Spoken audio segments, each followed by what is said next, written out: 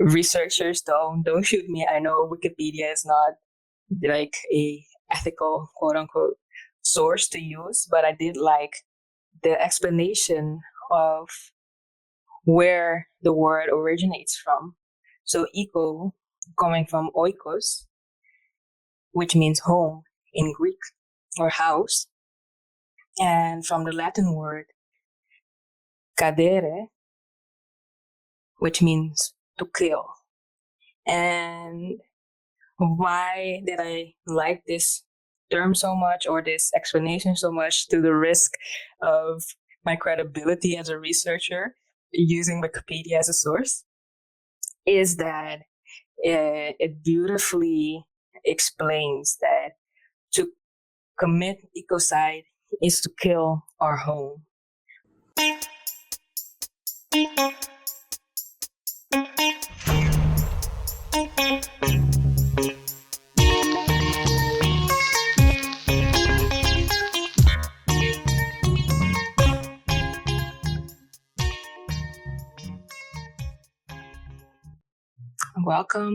Welcome back to the Creation Podcast.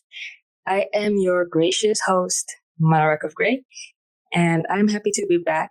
I would like to start off apologizing to those that have been waiting for me to upload since I think last November. My move back home has required more time for me to get readjusted. And now that I am properly readjusted and have really taken the time to map out what it is I want to continue with in terms of my podcast, I feel comfortable continuing as starting to record again. And I think it's just very important for me to deliver quality work instead of quantity. And I should allow myself that time. And I feel I should be transparent with you as well about that. So my intention now is to do a monthly episode where I really take my time and think out what it is I want to bring to you. It might be more. I might skip a month. It really depends. And I want us in general, but myself, to move away from this pressure of having to upload continuously at the expense of the quality of what I am bringing to you.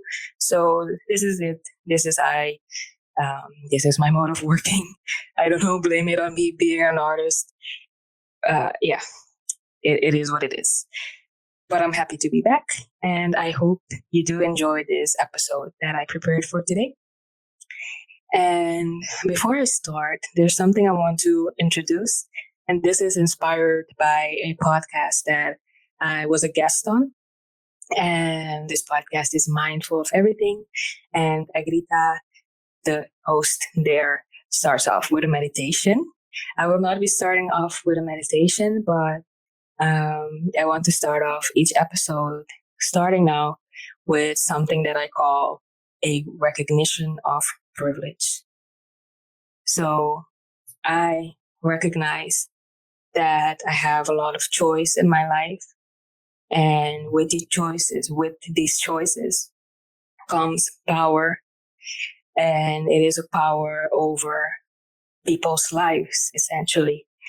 If I can give an example of a choice of continuously buying new electronics has an impact on the cobalt miners.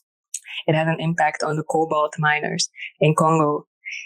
And I just want to take a moment and sit with this and pledge that and I hope you too, will make the choices to the best of our abilities with the least impact on other people, our brothers and sisters, and it might be locally, might be in other countries.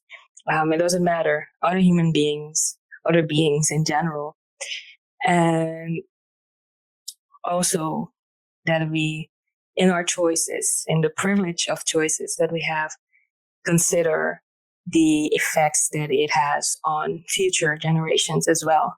And I know you might not be always be able to make certain choices, or You're looking at a lesser evil kind of situation, but then choose that lesser evil. And we have to keep trying to make the best choices with the least impact on other people, whether it be people living now or people in the future, as much as possible. With that, I want to share with you a quote from the Black liturgies. Inhale. Our struggle is distinct. Exhale. But our liberation is intertwined. I would like to share with you what I want to talk about today. So, one of the reasons that it took me a while to get back to the podcast is not only the move and getting readjusted, is what am I going to talk about, in the sense that when things such as war happen, it triggers my freeze response, and I just don't know what to do. I don't know if I'm the authority to talk about these things, and if I can do the topic justice. So I had to let it marinate a little bit. And in this marination, we came to the topic of ecocide. I choose ecocide because obviously Creacion has this kind of environmentally conscious element to it. And I'm thinking back to the SDG wedding cake.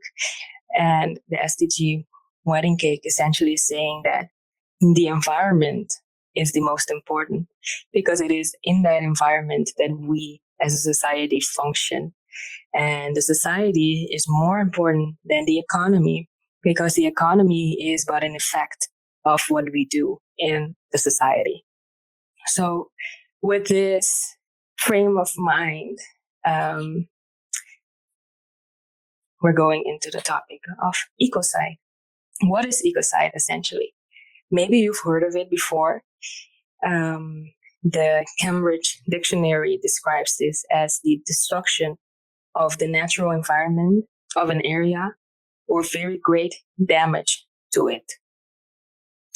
And there's another definition that I want to take with me, and researchers don't shoot me. I know Wikipedia is not like a ethical quote unquote source to use, but I did like the explanation of where the word originates from. So eco coming from oikos, which means home in Greek, or house, and from the Latin word cadere, which means to kill. And why did I like this term so much, or this explanation so much, to the risk of my credibility as a researcher using Wikipedia as a source, is that it beautifully explains that to commit ecocide is to kill our home being this planet. As much as I like, in contrast, the explanation of Cambridge refers to a specific area. And I think that the idea of home is much better, because we need to recognize that this is our collective home, this whole planet, and what may happen in an area will definitely have effect on the rest of the world, because the air is connected, the oceans are connected, we're all connected.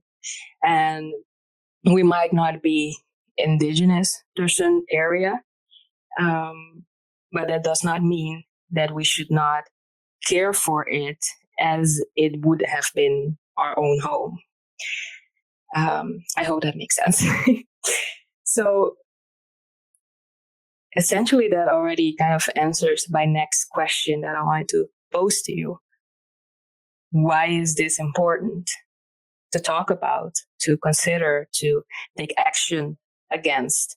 Well, the hot button topic would be climate change and things like the collapse in ecosystem, as we've seen reports, or I've seen, I don't know if you've seen the reports, but I've been seeing reports of the ocean getting warmer and warmer. And I think not only the ocean, but also it's really hot. I'm sitting here sweating literally.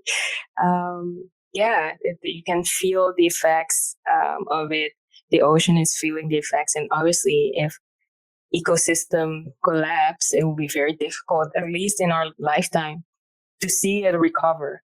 So I do think it is very important to avoid getting to this point.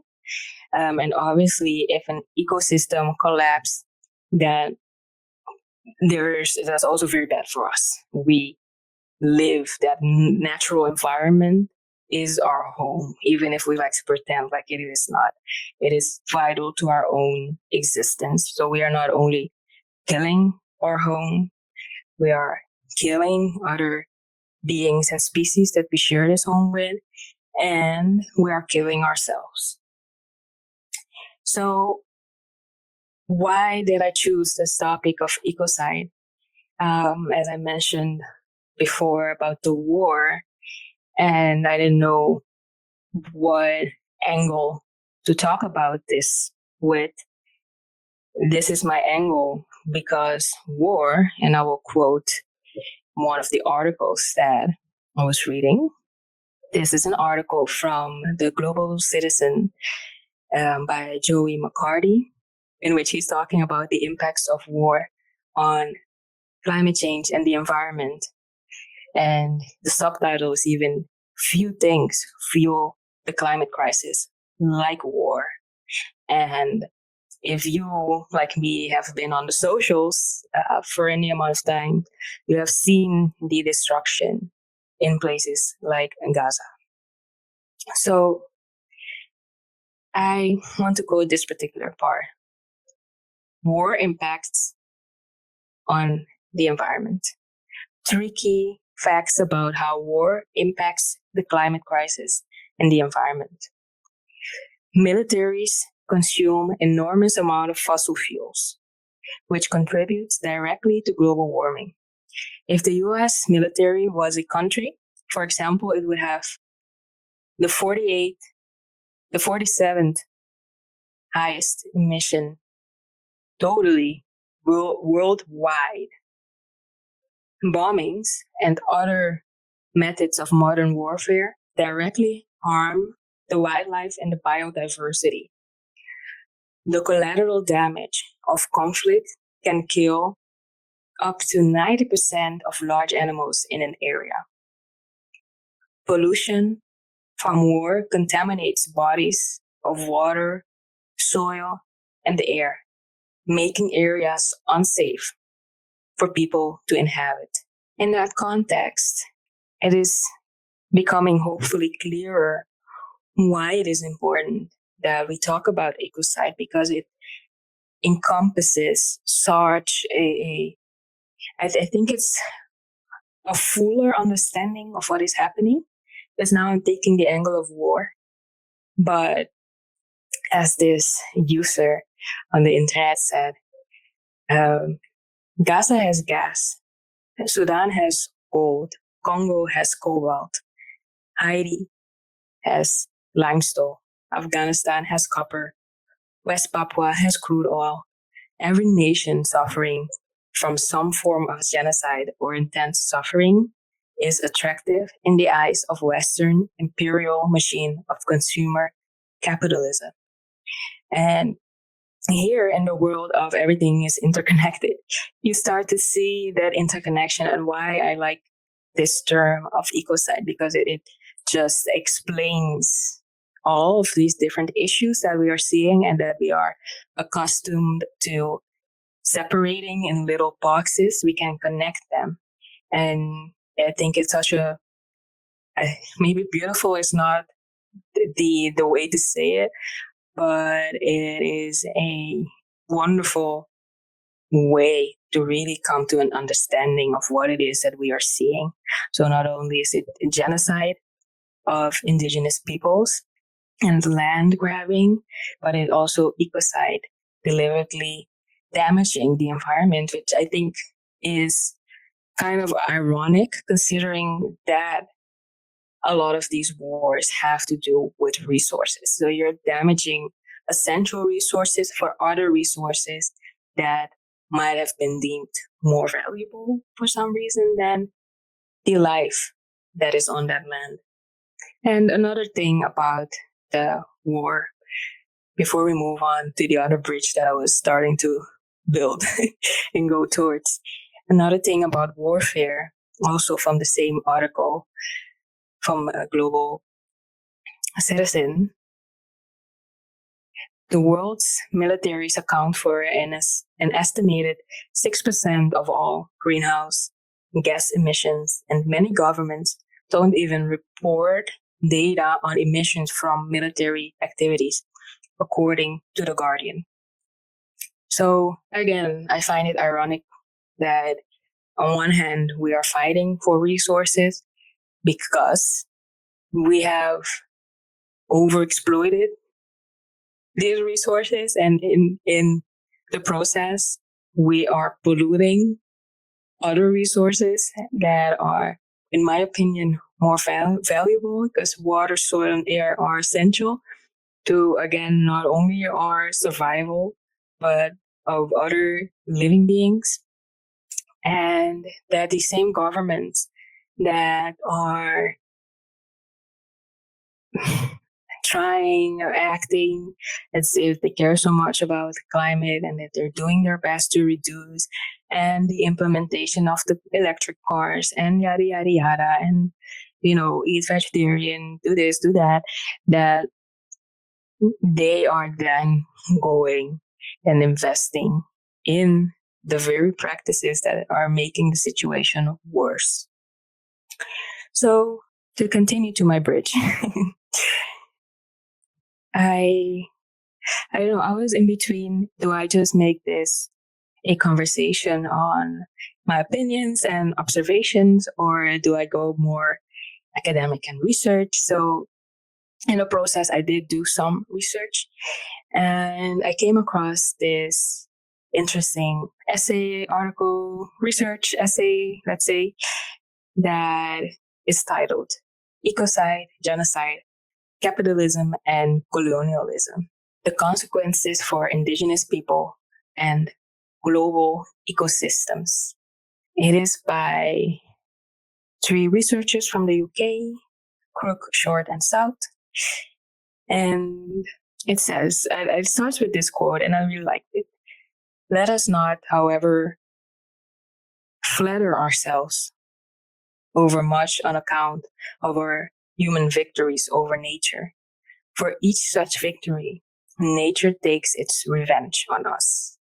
And I think, again, that is a great illustration of what we're talking about. Yes, we can have war to grab the land and do developments on it, but in turn, things like climate change are happening. The water is polluted and we can't drink it. So that would be my interpretation of this quote. And what the article will summarize it, because I don't want to keep just reading things for you. What the article is essentially showing is the connection between colonialism, this idea of dominion over land, which is something I also wrote about in my book, Cynthia, that tackles this idea of climate change and climate change mitigation and the change that we have to go through. I talked about these people being like a cancer on Earth.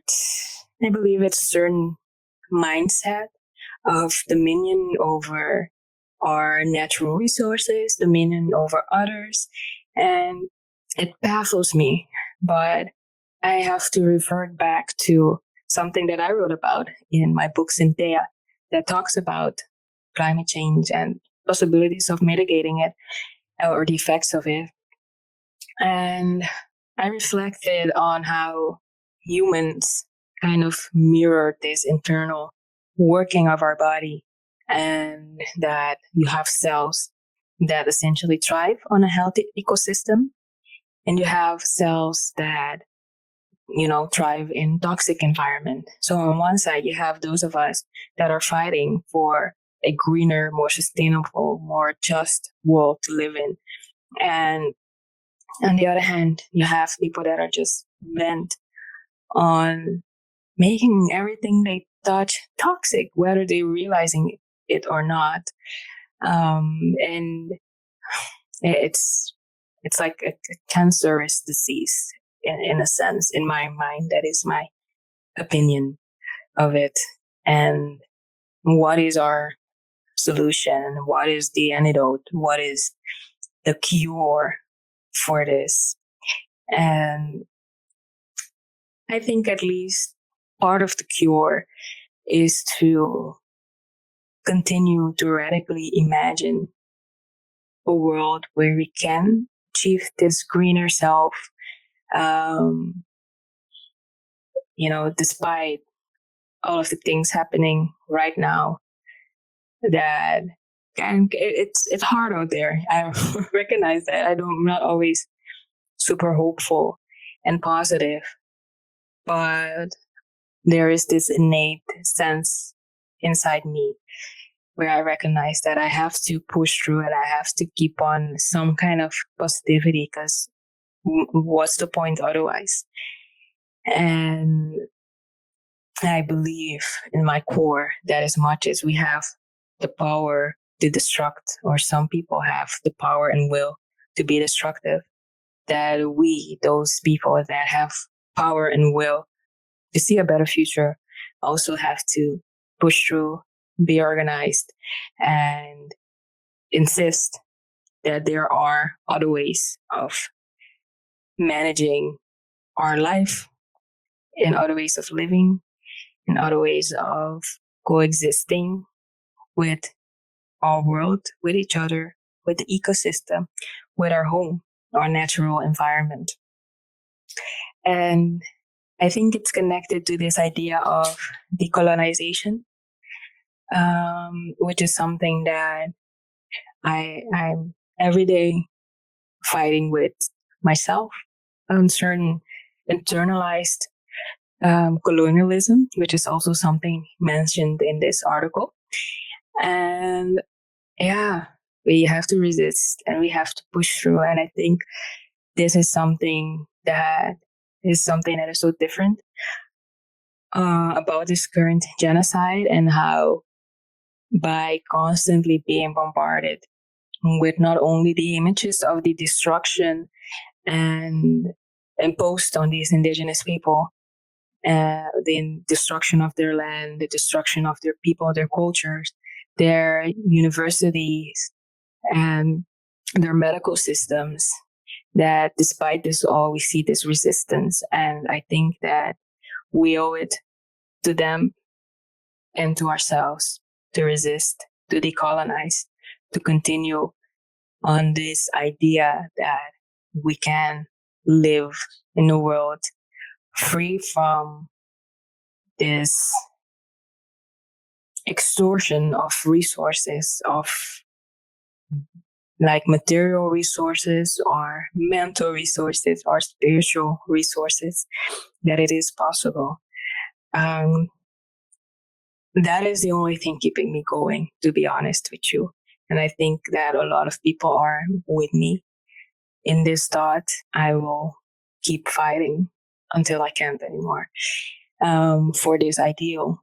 And I, as the pledge in the beginning, pledge to do whatever I can in my power to mitigate this dystopian future that a lot of us are seeing unfolding before our eyes. And yeah, that is why I wanted to talk about Ecocide today. I'm not making it super long because there's only so much I can sit here and talk about by myself. I can maybe imagine the answers that you have for me, and try to play on that. But yeah, I don't want to ramble. And as I said, I want to keep a certain quality to these. And I hope to go further into this topic and into possible solutions, and hopefully bring people that are working to find solutions for this. And other than that, maybe a tiny update on Creation. So I am working with one of my old classmates that also studied international development management on the courses. For Creation, we have a course on how to do research, and my Wikipedia definition in the beginning is not a great example of that. But sometimes they have good things, and this is not. This is just a conversation between us. So I felt at liberty to use it. But so we have a course on how to do research. So it's basically like researching 101. And then we have a course on sustainability, as coming from like the history of sustainability and sustainability today. And so we continue to develop these types of courses. One of the other courses that we have on our to-do list is about like process facilitation, specifically like multi-stakeholder processes, which is one of my favorite things to do, is bringing together different stakeholders and key figures around a certain issue. So yeah, that is the idea, and that is essentially to build up the educational aspect of Creation, where we want to have more agents of change that are in for the long run and that are aware of how the social, environmental, and economic issues intertwined and interconnect with each other, and and have the skills to bring people together and come up with solutions, and then also implement these solutions and monitor the solutions, adapt, all of these good things. So I am really excited about that.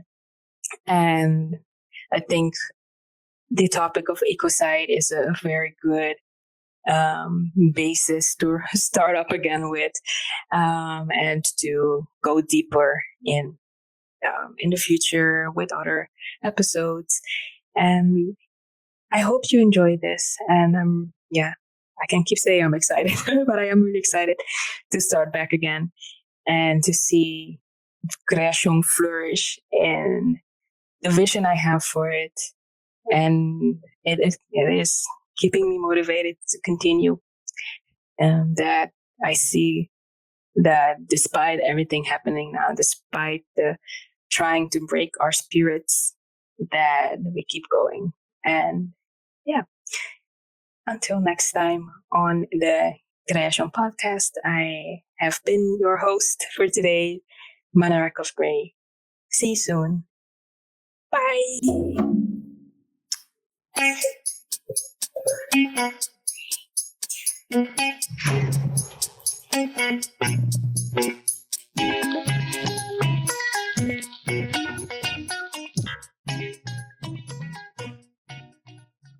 Envision a future with increased well-being for all species, where ecological boundaries are respected and existing injustices have been addressed. We, the rebels, citizens, reformers, agents of change, are collaborating to co-create this new reality.